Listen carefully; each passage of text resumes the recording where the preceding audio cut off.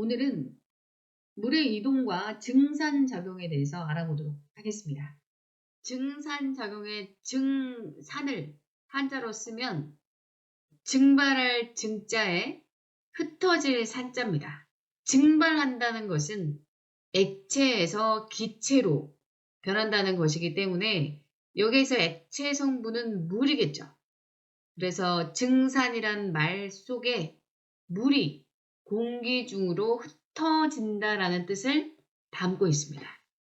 물은 어디에서 흡수가 되죠? 뿌리에서 흡수가 되죠.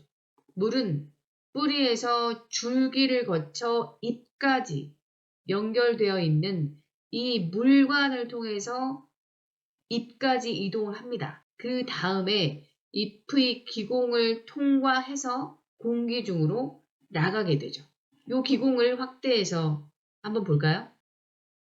기공은 잎의 앞면에는 별로 없습니다. 직사광선을 직접 받으면 증발이 너무 많이 일어나서 말라 죽을 수가 있기 때문에 주로 뒷면에 발달되어 있습니다. 기공은 공기가 왔다 갔다 하는 문이라고 볼 수 있습니다. 기공을 잘 보면 바나나와 같이 생긴 두 개의 세포가 모여서 만들어진 걸 볼 수 있죠. 이 세포를 공변세포라고 합니다. 한자로 보면 구멍 공자에 가장자리 변자를 씁니다. 말 그대로 기공의 가장자리에 있는 세포라는 뜻을 담고 있습니다. 빼꼼히 나오려고 하는 것이 바로 물입니다. 이 물이 잎의 기공을 통해서 공기 중으로 빠져나가는 현상을 바로 증산작용이라고 정의 내려집니다. 그렇다면 물이 어떻게 중력을 이기고 위로 올라갈 수 있을까요? 그것은 물의 양의 차이라고 볼 수 있습니다. 뿌리 쪽이 물이 많고 잎 쪽이 적다 보니 물의 양을 맞추기 위해서 물이 많은 쪽에서 적은 쪽으로 이동하는 힘이 중력보다 더 세다고 볼 수 있는 거죠.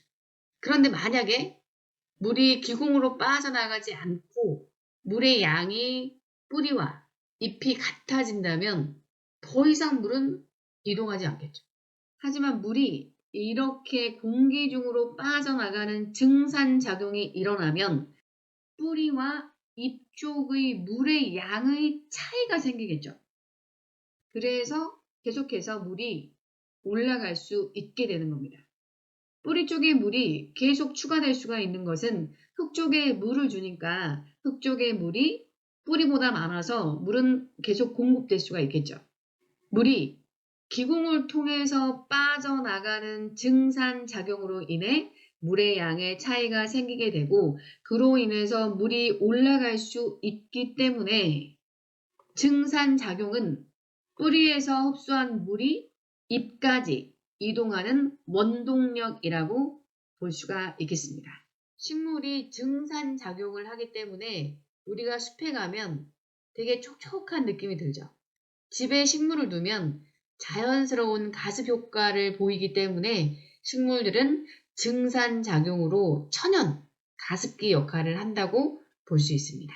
만약에 물이 올라오는 속도보다 기공으로 빠져나가는 속도가 더 빨라버린다면 무슨 일이 벌어질까요?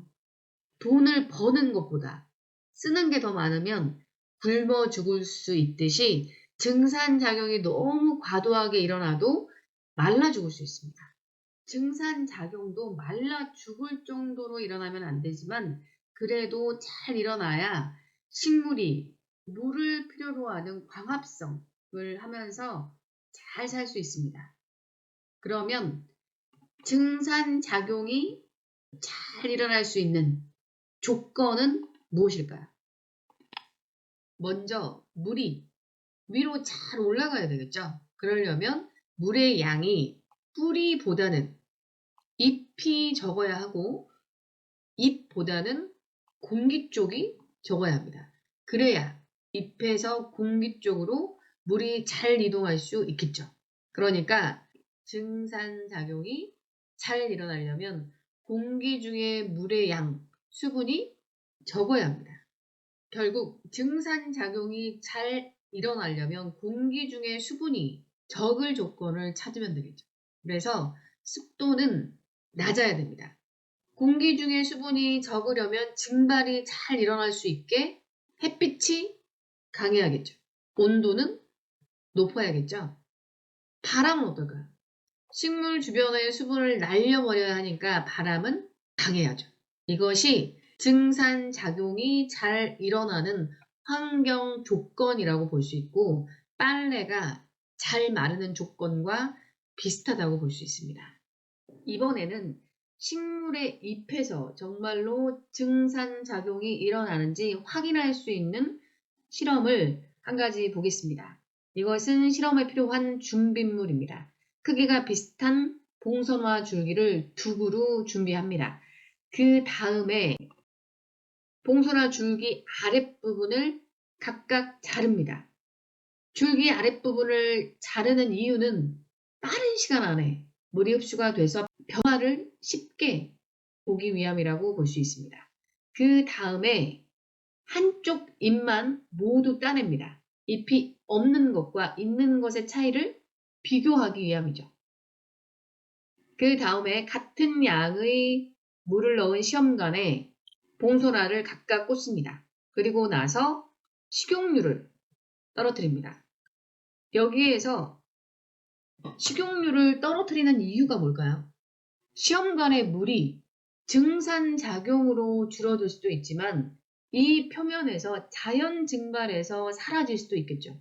그러면 물의 양이 증산작용 때문에 줄었는지 자연 증발로 줄었는지 명확하게 알 수가 없는 거죠. 그래서 식용유는 자연 증발을 막아주는 차단막 역할을 한다고 볼 수 있습니다. 그 다음에 증산작용이 잘 일어날 수 있도록 햇빛이 잘 비치는 곳에 두고 관찰을 합니다. 여러분은 어느 쪽의 시험관의 물이 더 많이 줄었을 것이라고 생각하십니까? 바로 잎이 달린 줄기 쪽입니다. 결과를 볼까요? 실험에서 모든 것은 다 같게 하고 오직 잎이 있는지 없는지의 차이만 두고 줄어든 물의 양을 알아보는 거죠. 그런데 잎이 있는 쪽이 물의 양이 더 많이 줄었다는 것은 잎을 통해서 물이 날아갔다. 즉 증산작용이 일어났다는 것을 알 수 있습니다.